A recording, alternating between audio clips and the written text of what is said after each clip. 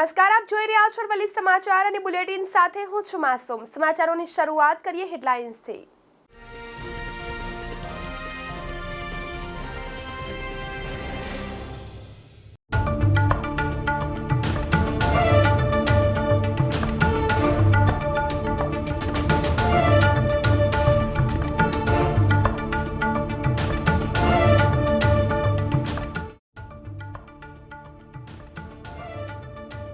एक वर्ष में काम पूरु करवानी योजना। एरपोर्ट पर रनवे ने समांतर टेक्सीवे बनशे।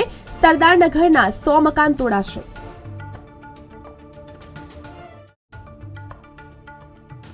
मोडासा शहर में भाजपा उम्मीदवारनो रोड शो। साबरकांठाना उम्मीदवार शोभनाबेन बारैयानो रोड शो। मोडासा शहर में निकळ्यो भाजपनो रोड शो।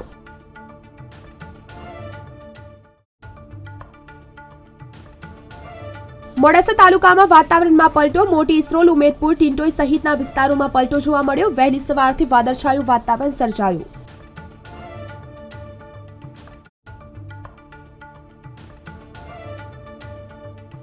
જિલ્લા વહીવટી તંત્ર દ્વારા આજે મોડાસા ખાતે એક વિશાળ રેલીનું આયોજન। કાર્યક્રમમાં જિલ્લા ચૂંટણી અધિકારી, જિલ્લા કલેક્ટર પ્રશસ્તિ પારીખ પણ આરણમાં જોડાયા।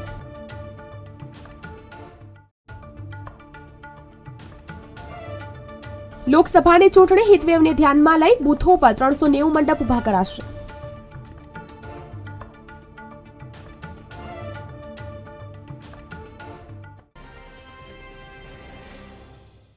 મહત્વના સમાચાર આવી રહ્યા છે। માલપુરના મોલની પીપળના ગામે કેનાલમાં ગાબડું પડ્યું છે। વાત્રક જમણા કાંઠાની કેનાલમાં ભ્રષ્ટાચારનું ગાબડું પડ્યું। કેનાલમાં ગાબડું પડતા હજારો લીટર પાણીનો વ્યય થઈ રહ્યો છે। તંત્રની નબળી કામગીરી સામે આવી છે। કેનાલનું પાણી ખેડૂતના ખેતરોમાં ભરાતા બેટ જેવા દ્રશ્યો સર્જાવા પામ્યા છે। એક તરફ પાણી મળતું નથી, બીજી તરફ તંત્રના વાંકે પાણીનો વ્યય થઈ રહ્યો છે। તો માલપુરના મોલની પીપળના ગામે કેનાલમાં ગાબડું પડ્યું છે। વાત્રક જમણા કાંઠાની કેનાલમાં ભ્રષ્ટાચારનું ગાબડું પડ્યું। કેનાલમાં ગાબડું પડતા હજારો લીટર પાણીનો વ્યય થઈ રહ્યો છે। તો તંત્રની નબળી કામગીરી સામે આવે છે। કેનાલનું પાણી ખેડૂતના ખેતરમાં ભરાતા બેટ જેવા દ્રશ્યો સર્જાવા પામ્યા છે। એક તરફ પાણી મળતું નથી અને બીજી તરફ તંત્રના વાંકે પાણીનો વ્યય થઈ રહ્યો છે।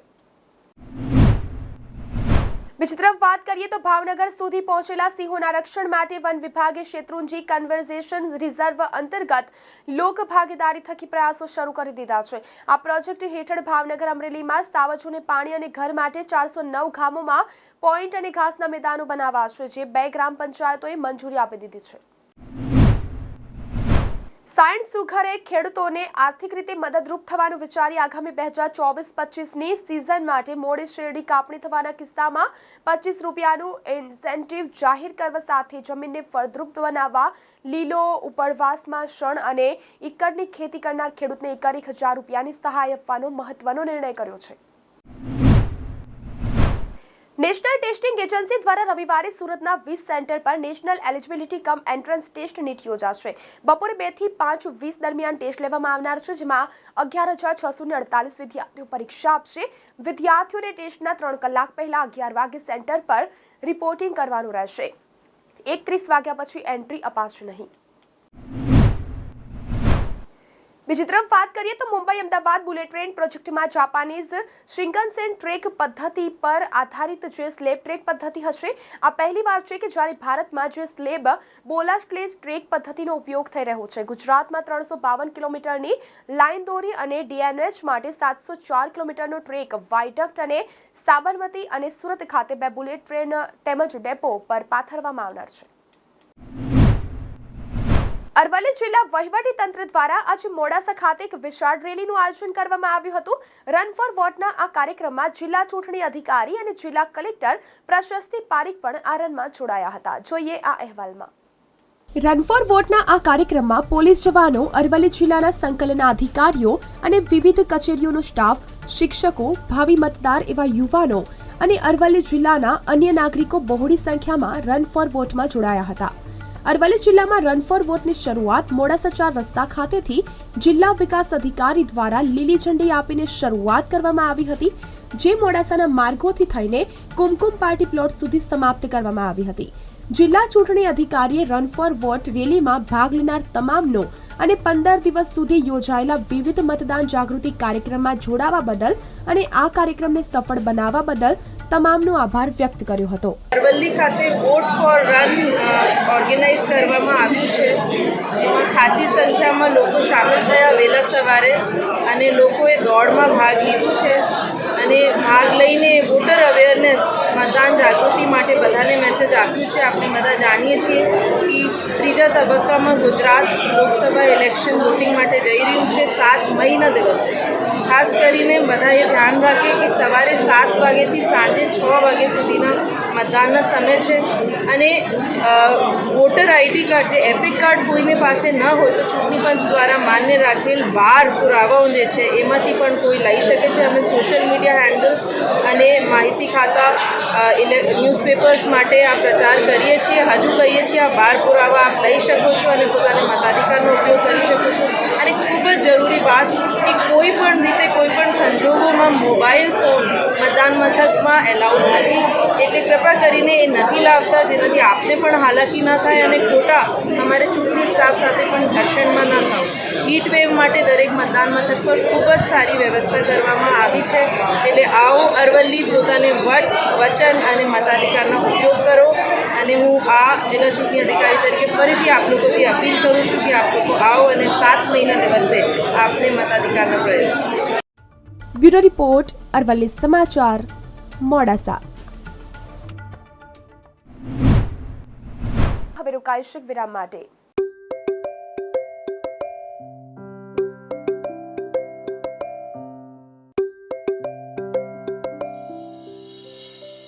જય શ્રી કૃષ્ણ। જય શ્રી કૃષ્ણ। બધો સામાન ગોઠવાઈ ગયો? હા, બસ હજી થોડો બાકી છે। સારું સારું। તને યાદ છે પેલા આપણે 2-5 વર્ષે ઘર બદલતા હતા? હા। અને બેટા તને એ પણ યાદ હશે કે આપણે કેવા મેલા કપડાં લઈને પાણીની ટાંકીએ જતા હતા અને ત્યાંથી પાણી ભરીને લાવતા હતા। હા મમ્મી, પણ આખરે આ બધામાંથી આપણને છુટકારો મળ્યો। હા બેટા, મળ્યો, કેમ કે મોદીજી આવ્યા, પોતાના ઘર થયા, પાણીના કનેક્શન આવ્યા, ચૂલા ગયા અને ગેસ કનેક્શન આવ્યા,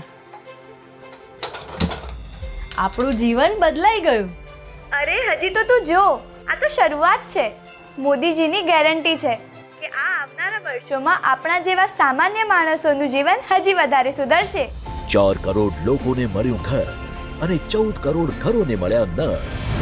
મોદીની ગેરંટી, કમરનું બટન દબાવો, ભાજપને વિજયી બનાવો। નમસ્કાર, વિરામ બાદ સમાચારોમાં ફરીથી સ્વાગત છે। મોડાસા શહેરમાં ભાજપના ઉમેદવારનો રોડ શો યોજાયો। સાબરકાંઠાના ઉમેદવાર શોભનાબેન બારૈયાનો ગઈકાલે રોડ શો યોજાયો। મોડાસા શહેરમાં નીકળ્યો ભાજપનો રોડ શો। ઉમેદવાર શોભનાબેન બારૈયાનો ટ્રેક્ટરમાં રોડ શો તો મંત્રી ભીખુસિંહજી પરમારે ચલાવ્યું ઉમેદવારનું ટ્રેક્ટર। શહેર સંગઠન અને યુવા મોરચાના કાર્યકરો બાઇક લઈ જોડાયા તો મોડાસા શહેરમાં ભાજપના ઉમેદવારનો રોડ શો યોજાયો હતો। સાબરકાંઠાના ઉમેદવાર શોભનાબેન બારૈયાનો રોડ શો યોજાયો। મોડાસા શહેરમાં નીકળ્યો ભાજપનો રોડ શો તો ઉમેદવાર શોભનાબેન બારૈયાનો ટ્રેક્ટરમાં રોડ શો નીકળ્યો હતો। મંત્રી ભીખુસિંહજી પરમારે ચલાવ્યું ઉમેદવારનું ટ્રેક્ટર તો શહેર સંગઠન અને યુવા મોરચાના કાર્યકરો બાઇક લઈ જોડાયા।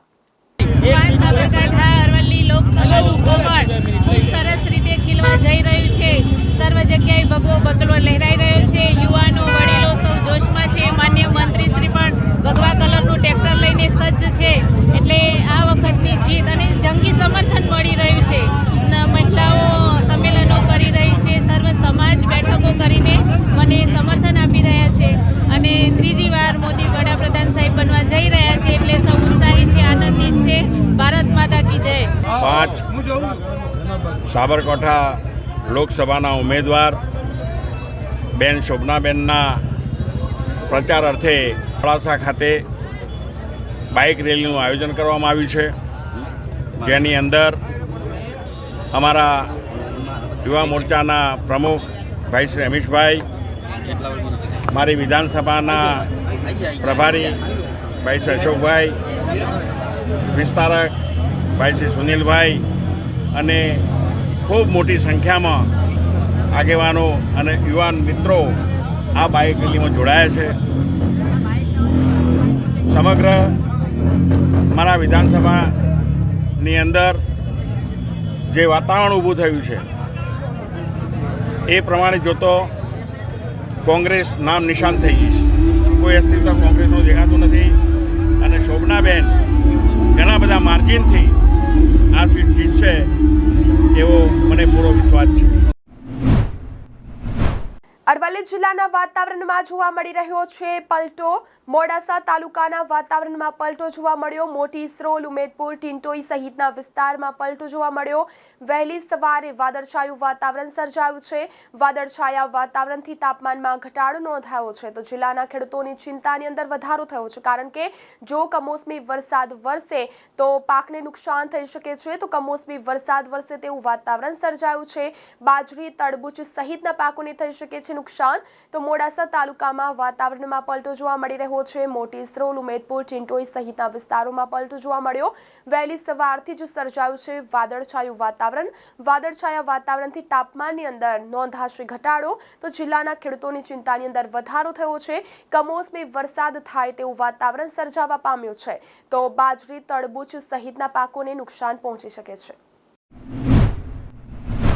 અમદાવાદ એરપોર્ટ પર ફ્લાઇટોના ટેક ઓફ લેન્ડિંગમાં સરળતા રહે તે માટે તાજેતરમાં રનવેની પેરેલલ 395 મીટર ટેક્સીવે વધુ લંબાવવામાં આવ્યો હતો. એટલે કે રનવેની સાથે અડધો ટેક્સીવે કાર્યરત છે. જોકે હવે દિન પ્રતિદિન વધી રહેલી ફ્લાઇટોની મૂવમેન્ટને લઈ 3505 મીટર રનવેની સાથે ટેક્સીવેનું કામ પૂર્ણ કરવાની કામગીરી શરૂ કરાઈ છે.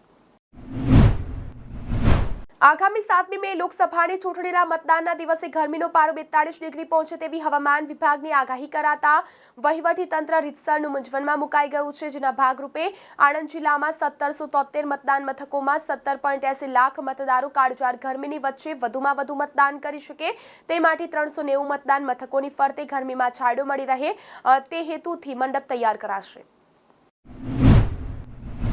તો બુલેટિનમાં અત્યારે બસ આટલું જ. નમસ્કાર.